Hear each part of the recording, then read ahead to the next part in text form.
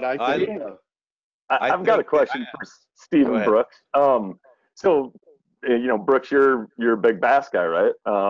And even your style of fishing, both you guys, when you're fishing together and everything.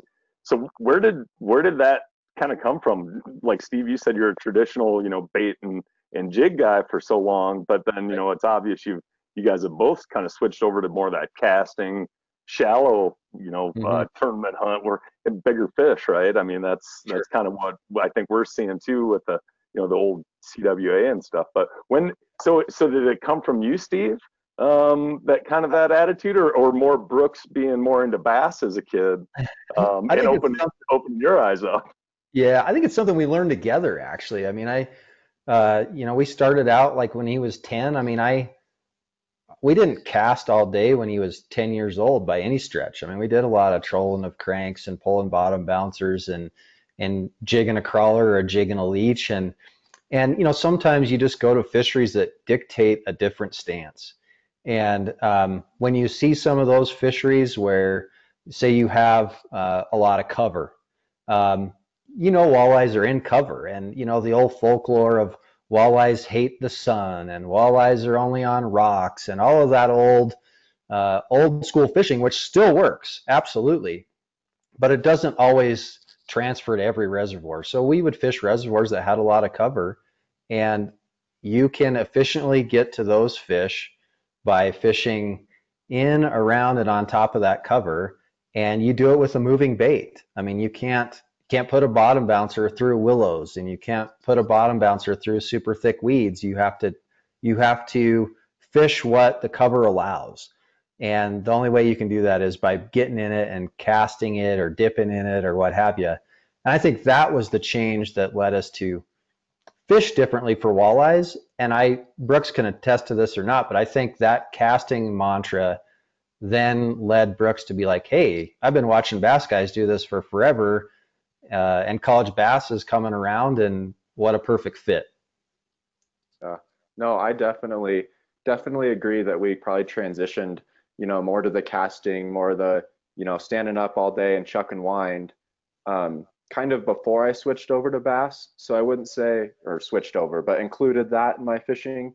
But I would definitely say, since I've done more bass fishing, it has definitely, I wouldn't say revolutionized, that's a big word, but changed my walleye fishing for sure also.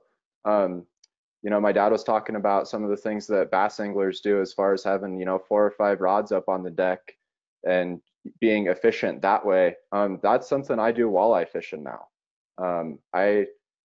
The front of my deck is probably going to be covered in a bunch of different rods at the start of the day, and it's just going to be like that all day long. And one thing, kind of going back to what Josh was saying on pre-fishing, and if the fish aren't there, he's moving.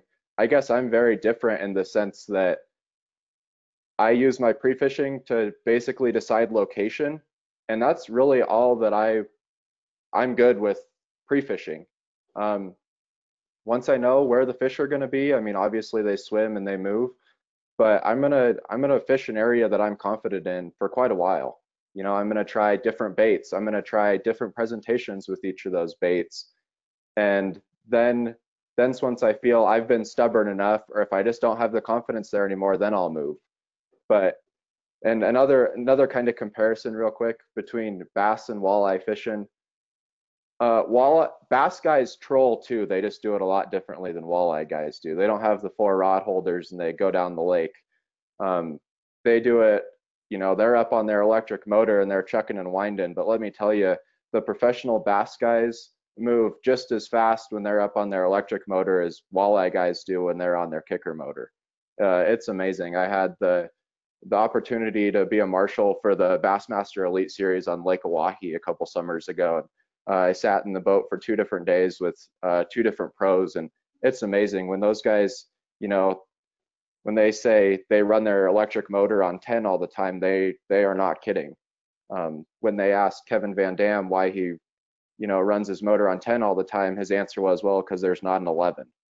And those bass guys are really covering so much water so fast, so efficiently, and my dad, when he said they just do it confidently, is really true. And I think whether you're a weekend angler and you're fishing tournaments competitively, or you're just there for fun, fish confident. If there's something, you know, swing big, and you know, hopefully you'll make contact, but fish confidently. If you're going to be wrong, at least be confident in it. That's a good point. I mean, I fished, I don't know, probably 20, 30 different bass tournaments throughout my career of fishing. And I'll be honest, I've never run and gun like that with my trolling motor on 10.